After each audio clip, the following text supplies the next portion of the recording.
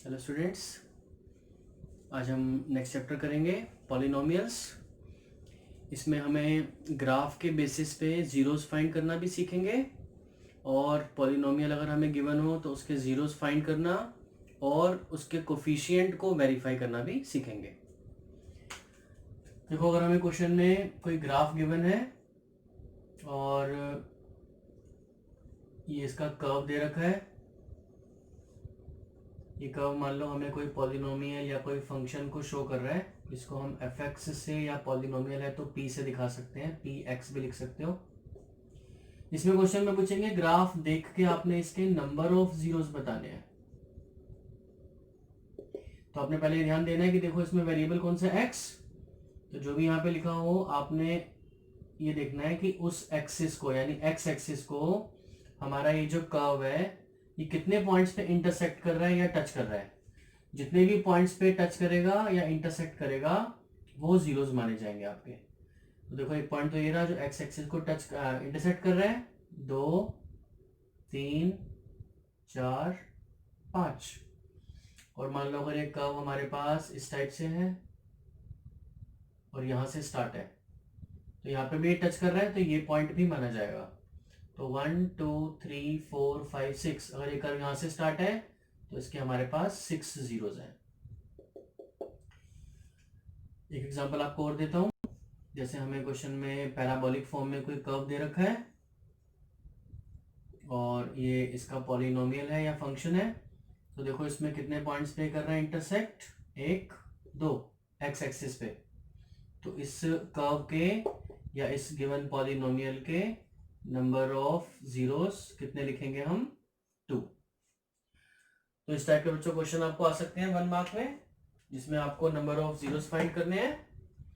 अब मैं आपको नेक्स्ट क्वेश्चन कराता हूँ नेक्स्ट टाइप का, जिसमें हमें पॉलिनोमियल गिवन होगा, उसके हम जीरोस को फाइंड भी करेंगे और उसके कोफिशिएंट के बीच में और जीरोस के बीच में रिलेशन भी वेरीफाई करना सीखेंगे। जैसे हमें ये इसमें पॉलिनोमियल गिवन है, क्वाड्रेटिक पॉलिनोमियल है क्योंकि इसकी डिग्री 2 है, क्योंकि डिग्री हाईएस्ट पावर 2 होगी तो क्वाड्रेटिक माना जाता है। सबसे पहले इसको हम splitting the middle term solve करते हैं।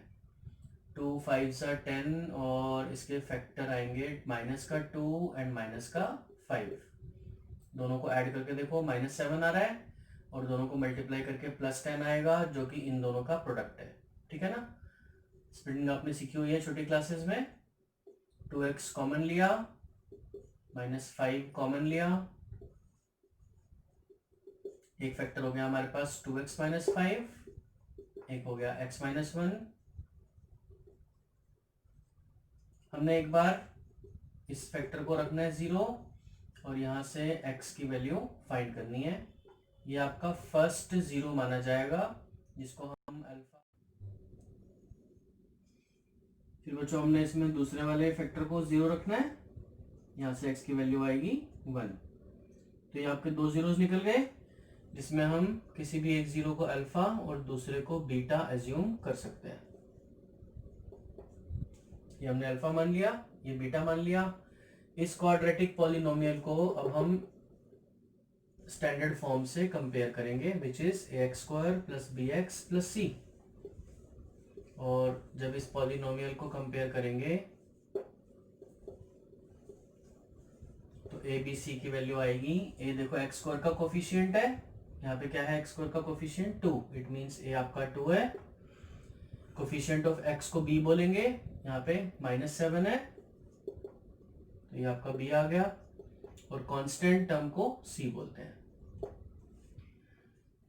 अब जीरोस में ये जो अल्फा बीटा है और ये जो कोफिशिएंट्स हैं इनमें रिलेशन वेरीफाई करने के लिए हमें अल्फा प्लस बीटा को -b/a के इक्वल प्रूव करना होता है और अल्फा इंटू बीटा को c/a प्रूव करना होता है। अगर आपके ये दोनों वेरीफाई हो जाते हैं तो इसका मतलब है कि हमने ये जो जीरोस निकाले हैं ये बिल्कुल ठीक है, क्योंकि ये इस क्वेश्चन में हमेशा वेरीफाई होता है कि सम ऑफ जीरोस -b/a के इक्वल आता है और प्रोडक्ट ऑफ जीरोस c/a के इक्वल आता है। अब यहाँ पे वैल्यूज पुट करते हैं। अल्फा हमने देखो एज्यूम किया था 5/2, बीटा 1। पहले इसको सॉल्व कर लेते हैं। एलसीएम लिया 7/2 माइनस बी अपॉन ए। बी देखो हमारे पास -7 था, एक माइनस इस फॉर्मूले वाला है, दोनों को रिटेन करना है। माइनस से माइनस प्लस हो जाएगा या कैंसिल हो जाएगा, समझ लो।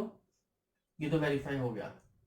अब निकालेंगे alpha into beta, alpha into beta. 5 1 जा 5, सी बाय ए, सी 5 है, ए 2 है। तो ये बच्चों हमारे पास क्वाड्रेटिक पॉलिनोमियल के जीरोस भी आ गए, और तो ये बच्चों हमारे पास पॉलिनोमियल के जीरोस भी आ गए, और हमने जीरोस में और कोफिशिएंट में रिलेशन वेरीफाई भी कर